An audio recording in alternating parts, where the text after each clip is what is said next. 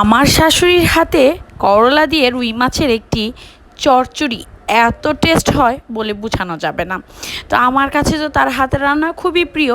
তো সেই দিন আমি নিজেই রান্না করছিলাম। রাত হলে আমার বিভিন্ন জিনিস খেতে ইচ্ছে করে, কিন্তু হঠাৎ করে মনে হচ্ছিল যে উস্তা যেহেতু আছে, তো এইভাবে বা করলা আছে, তো রুই মাছের একটি চচ্চড়ি করে ফেলি। তো আমি শাশুড়ি যেভাবে করে ঠিক সেভাবেই চেষ্টা করছি। আপনারা চাইলে কিন্তু মাছটা ভেজেও নিতে পারেন বা কষিয়েও নিতে পারেন।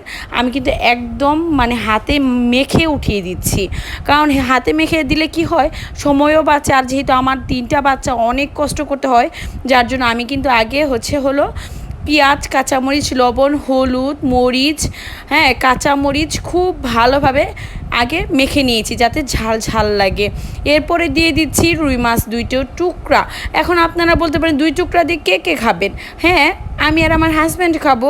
কারণ আপনারা অনেকেই বলেন আমি নাকি অনেক হিসাবি, অনেক আসলে সংসার চালাতে গেলে অনেক হিসাবি হতে হয়, অনেক কৃপণ হতে হয়। আমি কৃপণ না, কিন্তু আমি হিসাবি। যাই হোক, উস্তাগুলো কিন্তু আর আলুটা খুব ভালোভাবে আমি মেখে অল্প একটু পানি দিয়ে আমি মিডিয়াম আঁচে রেখে দিব 15 থেকে 20 মিনিট। কারণ এটা অল্প অল্প আছে, যত ভালো হবে রান্নাটাও তত মজা হবে। আমি কিন্তু এখানে কষানো টষানো কোনো ঝামেলাই নেই। আর এইরকমভাবে রান্না করলে কিন্তু আপনি 2-3 প্লেট ভাত অনায়াসে খেতে পারবেন।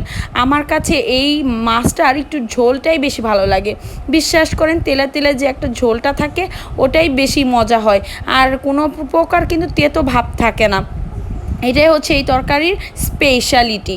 আর এখানে এই তরকারিটাতে কিন্তু একটু সরিষার তেল বা সয়াবিন তেল, যে তেলই ব্যবহার করেন, একটু পরিমাণে বেশি দিতে হবে। তাহলে দেখবেন তরকারিটা এত মজা হয়। দেখতেই পাচ্ছেন আমার কিন্তু যে অনেকটাই বলক চলে আসছে। আর এটা কিন্তু একদম পানি শুকিয়ে নিতে হবে। পানিটা না শুকালে কিন্তু তেতো তেতো ঝোলের মধ্যে এসে যাবে।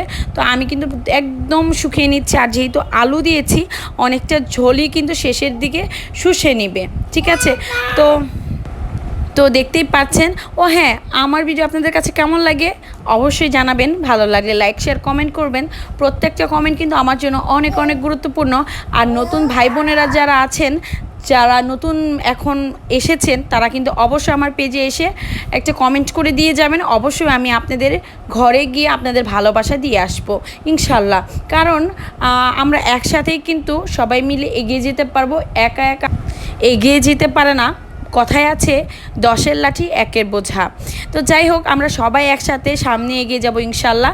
দেখতে পাচ্ছেন আমার কিন্তু যে তরকারিটার কিন্তু ঝোলটা অনেকটাই শুকিয়ে আসছে। আর এদিকেও কিন্তু তেলটা অনেকটাই চলে আসছে, যেহেতু ক্যামেরার মধ্যে মনে হচ্ছে না, বোঝা যাচ্ছে, কিন্তু পরবর্তীতে কিন্তু দেখতেই পাচ্ছেন কত তেলটাই কিন্তু বেশি মজা লাগে, ভাজা ভাজা, খুবই টেস্ট আলহামদুলিল্লাহ। তো এটা কিন্তু আজকে আমি রাত্রে খাবো ইনশাল্লাহ। তো সম্পূর্ণ ভিডিও দেখে পাশে থাকার জন্য অসংখ্য ধন্যবাদ আপনাদের। তো এইভাবে ভালোবাসবেন, এইভাবেই পাশে থাকবেন ইনশাল্লাহ। তো ভালো থাকুন, সুস্থ থাকুন, আল্লাহ হাফেজ।